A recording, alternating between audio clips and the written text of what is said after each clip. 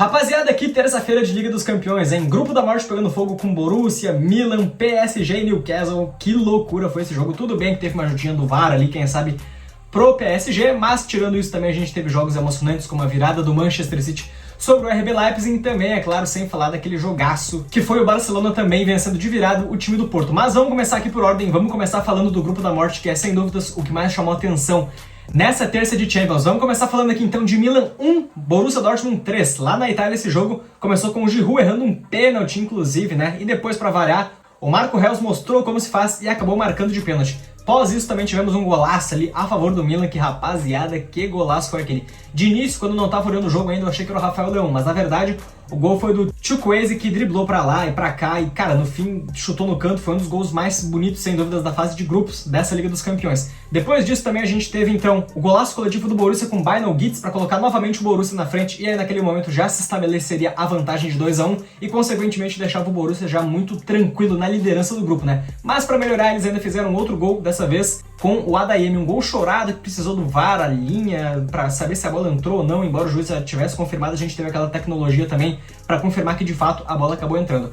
E a situação do grupo, antes da gente ver como é que tá, vamos falar um pouco do PSG então, que recebeu o Newcastle e olha só, tava perdendo até o finalzinho do jogo, se não fosse o juizão dar aquele pênalti pro Mbappé fazer aquele gol de empate. Uma loucura, né? Mas vamos começar por ordem então. Começou com o próprio Mbappé, inclusive, perdendo uma oportunidade ali, quase fazendo um gol de letra, é verdade. Depois o próprio Isaac perdeu um gol, ele que fez na próxima jogada então o gol da equipe do Newcastle, depois de um rebote ali muito atabalhoado do Donnarumma, que já tinha falhado no jogo passado, né? É um goleiro muito inconfiável para se jogar com os pés e com as mãos. Cara, eu também confesso que eu acho que às vezes ele dá umas pipocadas, assim, que, cara, às vezes só realça como o PSG foi incompetente fazendo o que fez com o Navas, que vamos combinar, ganhou o quê? 3, 4 Champions com o Real Madrid, foi pro PSG e do nada foi dispensado para colocar o Donnarumma, que convenhamos, além de já ter prejudicado nessa Champions também, não falo nem de hoje, já prejudicou também naquela principalmente eliminação de 2021-2022 pro Real Madrid, onde ele entregou a bola pro Rodrigo e pro Vinícius Júnior, que depois cruzou e o Benzema fez o gol. Então é um cara totalmente inconfiável, na minha opinião, pelo menos. O fato que o PSG ainda foi pra cima para buscar o empate, teve mais oportunidades com o Mbappé, teve oportunidade também, 2 oportunidades, aliás, com o Barcola para fazer o gol, e mesmo assim, cara, ele fez um chute ali bizonho. Mas o fato que de tanto o PSG tentar, eles acabaram conseguindo então uma oportunidade mais clara, que foi justamente um pênalti depois desse toque muito questionado aí nas redes sociais, pelo que eu acompanhei nos comentários. Justamente um toque onde bate primeiro na barriga e depois dá um toque ali no cotovelo, não sei, né?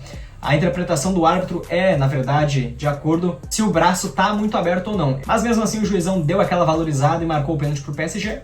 O Mbappé foi lá, bateu, empatou ali nos, enfim, mais de 45 já do segundo tempo. E a situação do grupo ficou o seguinte, né? A gente tem o Borussia Dortmund já classificado, o PSG ganhou hoje, tá na frente então do Newcastle, mas na próxima rodada, que a gente vai ter PSG e Borussia, o PSG tem que ganhar para se garantir.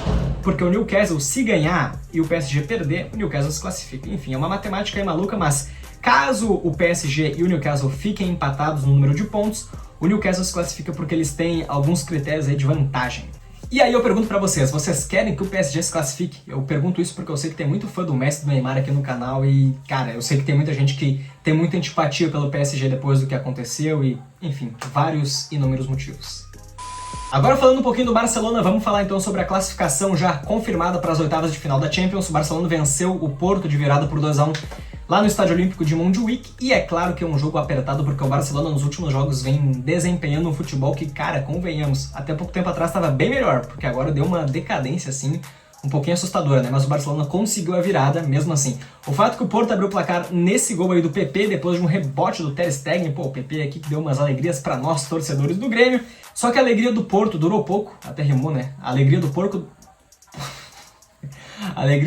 durou pouco por conta do Cancelo, que, cara, o que joga esse lateral é uma enormidade, né? Tanto na direita quanto na esquerda, ele que se adapta muito bem a essas questões aí táticas, foi pra lateral esquerda e fez um golaço, assim, ó, pouquíssimos minutos depois do Porto ter aberto o placar. Um golaço, assim, tirando de chapa totalmente do goleiro e, cara, como se não bastasse ele já ter feito esse golaço, no segundo tempo ele ainda contribuiu para a virada do Barcelona, dando assistência, então, ali pro gol do João Félix, basicamente só empurrar pro gol, embora não tivesse debaixo da trave, mas, né, foi um tapa ali tirando totalmente do goleiro. Detalhe que o Barcelona poderia ter feito mais, tá? Nesse jogo, porque eu notei também quando eu tava assistindo uma chance ali do Rafinha que, cara, quando eu vi o goleiro falhar e a bola sobrar pro Rafinha, eu pensei, bom, vai ter que ser gol. Mas ele parece que demorou, sabe? Acabou chutando pra fora, então aquela era uma oportunidade que o jogo ainda não tava nem 2-1, tava 1-1 ainda, então aquele aí era pra ser o gol da virada. Mas não foi. O fato então é que o Barcelona tá classificado, atingiu a marca aí de 12 pontos e a outra vaga vai ficar entre Porto e Shakhtar. Ambos ali na briga pela classificação, o Porto com 9 pontos e o Shakhtar com 6. Eu acho que tá meio óbvio que a classificação deve mesmo ficar com o Porto, né? E pra fechar o vídeo então, vamos falar sobre a vitória de virada do Manchester City. Eu sei que teve outros jogos ali na Liga dos Campeões hoje, mas eu vou falar dos principais jogos que foram os de fato que eu pude acompanhar, ver e analisar um pouco mais. O fato que o Manchester City venceu então de virada o Leipzig, recebeu em casa lá na Inglaterra. Pra surpresa de todo mundo, acredito eu, o Leipzig acabou abrindo 2-0 de vantagem, né? O primeiro gol foi depois de um chutão do goleiro, inclusive, que daí o Openda, depois do chutão ali, ele acabou conseguindo levar a bola pra frente, fazer um gol ali na saída do Ederson, e depois ainda fez um golaço, porque na falha do zagueiro ali numa dividida que eles tiveram, ele conseguiu ficar levando a bola até praticamente dentro do gol, e ainda pra não, se não bastar, jogou o Rúben Dias pra merda, cara, e depois ainda fez mais um gol ali na saída do Ederson. Ou seja, não dá pra dizer que o Leipzig foi pro intervalo tranquilo, porque, cara, 2-0 é uma vantagem ainda que pra esse time do Manchester City, do Guardiola, é plenamente reversível, né? Mas, enfim, eles foram um pouco mais relaxados por ter aberto 2-0, mas que não adiantou de nada, né?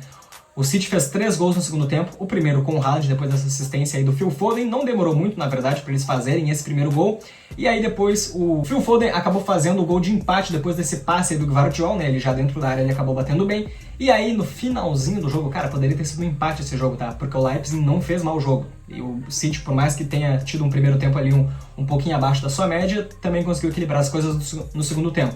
Mas mesmo assim, o City conseguiu a virada com mais uma assistência do Phil Foden, dessa vez pro Julián Álvares, ali quase nos 45 já do segundo tempo, fazer o 3-2, o que levou o Manchester City então a abrir 15 pontos na primeira fase da Liga dos Campeões, né? E logo veio o próprio Leipzig já classificado também, né? Era um grupo que só tinha 2 bons times, só que um desses times aí é muito melhor que os outros, que logicamente é o Manchester City. Gostou do vídeo? Deixa o like aí, se inscreve no canal e logo vão estar aparecendo mais vídeos aí na tela. Tamo junto e até a próxima. You're never gonna make it, you're not good enough. There's a million other people with the same stuff. You really think you're different, man, you must be kidding. Think you're gonna hit it, but you just don't get it. It's impossible, it's not probable, you're irresponsible. Too many obstacles, you gotta stop it, yo, you gotta take a